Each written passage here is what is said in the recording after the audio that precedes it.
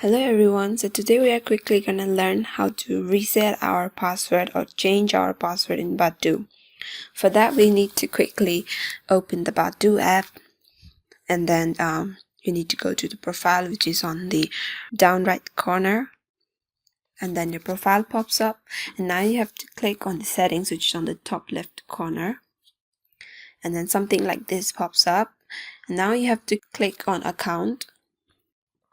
And then you get two options, either to sign out or forgot password. If you want to change your password, you need to click on forgot password.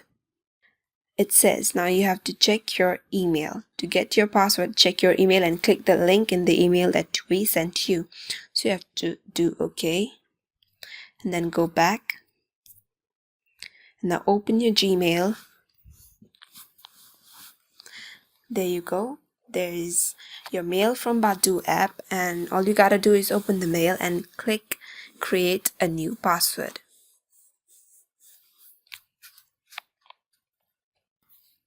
Now you gotta type anything and just press set password. Your new password is already set and you're good to go.